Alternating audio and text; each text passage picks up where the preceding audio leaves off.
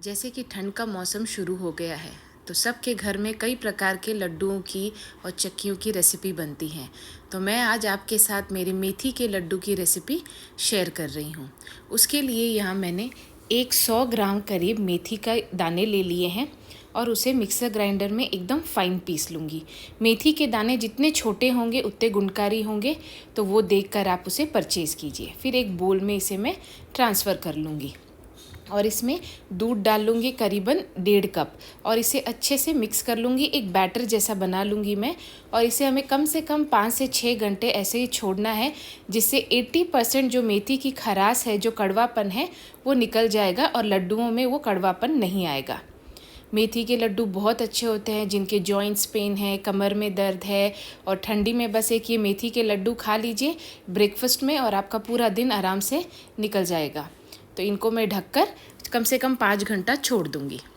अब यहाँ पे मैंने कुछ ड्राई फ्रूट्स ले लिए हैं, जैसे नारियल, गोंद, बादाम, अखरोट, काजू और 150 ग्राम करीब घी ले लिया है और यहाँ पर मैंने करीबन 250 ग्राम गुड़ लिया है। मतलब जो आप एक बोल में जो मेथी लेते हैं वही 3 बोल आपको गुड़ लेना है। अब यहाँ पे मैंने थोड़ा सा पहले घी डाला है, 1 बड़ा चम्मच, और इन बादाम को अच्छे से रोस्ट कर लूँगी घी के अंदर और इन्हें निकाल लूँगी। यकीन मानिए फ्रेंड्स, ये बहुत ही ज़्यादा टेस्टी बन के तैयार होते हैं। इतने कड़वा ही नहीं लगता है, पता ही नहीं चलता कि ये मेथी के लड्डू हैं और गुणकारी के गुणकारी होते हैं। और इसे एक ज़रूर खाइए इस ठंड में, सो दैट जो आपके बोन्स हैं वो स्ट्रॉन्ग बनेंगे और हमें सारी बीमारियाँ, सर्दी खांसी हमसे दूर रहेंगी। और अब मैं इसमें उसी घी में जो हमने काजू लिया था, वो मैंने यहाँ पे सब 1/4 कप ड्राई फ्रूट लिए हैं। कम ज़्यादा आप अपने अनुसार ले सकते हैं। तो मैं काजुओं को भी ऐसे ही फ्राई करके एक साइड पे निकाल लूँगी। ये बहुत ही गुणकारी और टेस्टी लड्डू बनकर तैयार होंगे।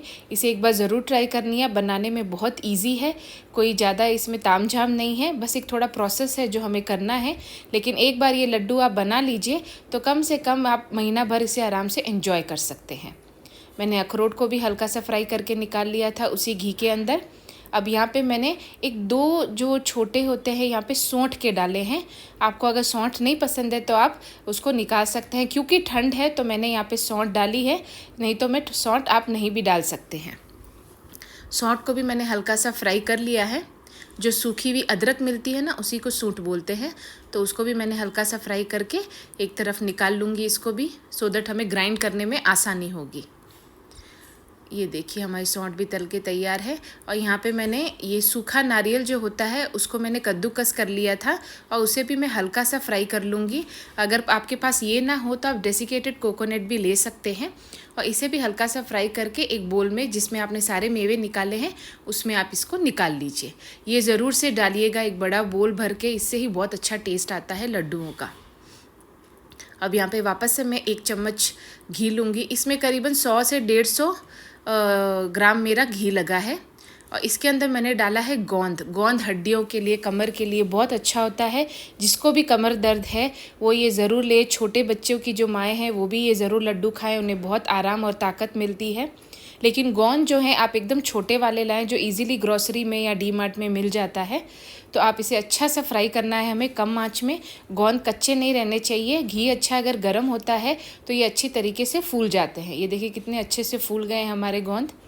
और अगर बड़ा गोंद है आपके पास तो उसे टुकड़ा करके तलिएगा, नहीं तो वो कच्चे रह जाएंगे अंदर से और लड्डुओं का टेस्ट भी बिगड़ जाएगा।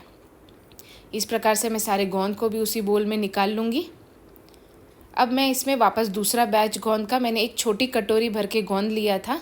अब वो जितना हो, कम ज़्यादा आप अपने मन अनुसार कर सकते हैं, बट नारियल और गोंद तो ज़रूर से डालिएगा।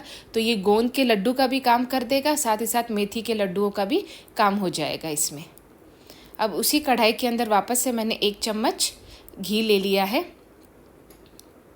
और अब इसके अंदर मैंने जो कप मेथी ली थी, जैसे 100 ग्राम मेथी ली थी, वही मैं 2 कप आटा ले रही हूँ। नॉर्मल जो गेहूं का आटा आता है वो, और उसे कम आंच पे मैं इसे भी थोड़ा सेक लूँगी।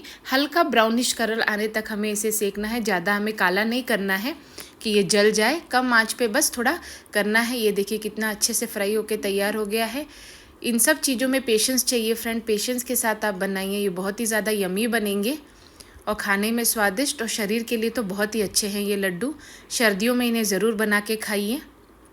अब वापस उसी घी में से मैंने 1 चम्मच और घी ले लिया है और 1 बड़ा चम्मच मैंने इसमें डाला है बेसन। बेसन को भी आप अच्छे से सेक लीजिए। इसमें आप चाहें तो घी ज़्यादा भी डाल सकते हैं, कम भी डाल सकते हैं, लेकिन जितनी मात्रा मैं बता रही हूँ उतना तो कम से कम डालना ही पड़ेगा, नहीं तो लड्डू हमारे अच्छे से बंधेंगे नहीं। ये देखिए बेसन भी हमारा एकदम अच्छे से सिक के तैयार हो गया है। इसे भी मैं एक प्लेट में निकाल लूँगी। इसी प्रकार से एक ही कढ़ाई लेनी है, लेकिन कढ़ाई हमें मोटे पेंदे वाली लेनी है, जिसमें हमारी चीज़ें जले नहीं और आराम से हमारे लड्डू बनकर तैयार हों। सब चीज़ें हमें कम आंच में ही करनी है। ये देखिए जो मेथी मैंने 5-6 घंटे पहले भिगो कर रखी थी, वो कैसे अच्छे से उसने पूरा दूध अब्जॉर्ब कर लिया है। उसे मैंने हाथ से पूरा खोल के इस प्रकार से मैं इसे सेक लूँगी। इस मेथी को सेकने में ही सबसे ज़्यादा टाइम लगती है, क्योंकि कम आंच में हमें सेकना है, तो करीबन इसमें 15 से 20 मिनट हमें लग जाते हैं। आराम से धीरे धीरे इसे सेकिए। इसका कलर पूरा चेंज हो जाना चाहिए, मतलब ब्राउनिश हो जाना चाहिए, तब इसका पूरा कड़वापन भी चला जाएगा और लड्डू बहुत यमी बनकर तैयार होंगे। अब एक मिक्सचर जार में मैंने क्या कर लिया, सारे मेवे को और सबको मैंने डाल लिया है और अब इसे मैं दरदरा पीस लूँगी। एकदम फाइन पाउडर नहीं करना है, दरदरा हमें थोड़ा पीस कर इसे तैयार करना है। और ये जो गोंद थी मेरे पास, उसको एक इस कटोरी की सहायता से इस तरीके से क्रश कर दूँगी, तो ये लड्डुओं में अच्छे से मिल जाएगी और टेस्ट भी इसका बहुत अच्छा आता है। फ्रेंड्स, मेरे कहने पे ये लड्डू एक बार ज़रूर ट्राई करके देखिएगा। ये देखिए हमारी मेथी भी अच्छे से सिक कर तैयार हो गई है। इसका कलर एकदम ब्राउनिश हो चुका है। इसे भी अब मैं एक बोल में निकाल कर साइड में रख लूँगी। ये जो लड्डू हैं आप चाहें तो चीनी से भी बना सकते हैं, या जो बुरादा मिलता है उससे भी बना सकते हैं, बूरा जो मिलता है चीनी का।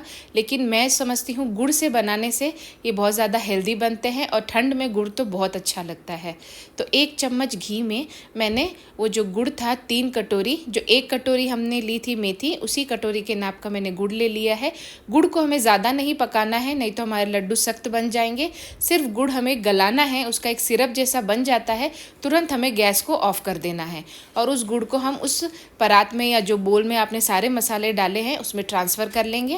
और ये मेवे जो हमने कद्दूकस किए थे उसको भी इसमें डाल लूँगी। पहले चम्मच की सहायता से हमें मिक्स करना है, क्योंकि ये बहुत गर्म होगा फ्रेंड्स, तो ध्यान से इसे करिएगा। तो मैंने एक परात ले ली थी, उसमें ही सारे सामान को एक साथ मैंने मिक्स कर लिया है। अब इसे असेंबल करके मैं इनके लड्डू बनाना शुरू करूँगी। ये देखिए हाथ में लगाने जितना ये ठंडा हो चुका है। थोड़े से गरम गरम में लड्डू बांधिएगा तो अच्छे लड्डू बंधेंगे, नहीं तो ये ठंडा हो जाएगा तो लड्डू अच्छे नहीं बंधेंगे। ये देखिए ऐसे फटाफट आपको लड्डू बांधने हैं, छोटे बड़े जैसे आपको चाहिए वो आपकी मर्ज़ी है, उस हिसाब से लड्डू को आप बांध सकते हैं। देखिए दिखने में कितने यम्मी दिख रहे हैं और टेस्ट तो सही में बहुत अच्छा है। कोई देखकर भी नहीं कह सकता ये मेथी के लड्डू हैं, और खा कर भी कोई जल्दी से नहीं पहचान पाएगा कि ये मेथी के लड्डू हैं। एक गुणकारी, एक दवाई रूपी मेथी के लड्डू जो हमारे शरीर के लिए तो बहुत अच्छे हैं। बच्चों को दीजिए, बड़ों को दीजिए, और इस ठंड के मौसम में तो आप इसे 1 से 2 बार बनाकर घर वालों को ज़रूर दीजिए, तो उनकी अगर कमर, पाँव कुछ भी दर्द है तो उसके लिए बहुत हेल्प करेगा उसे ठीक रखने में। ये देखिए मेरे सारे लड्डू बनकर तैयार है फ्रेंड्स। आप भी इसे एक बार ज़रूर ट्राई करिएगा और मुझे ज़रूर बताइएगा फ्रेंड्स। Thank you.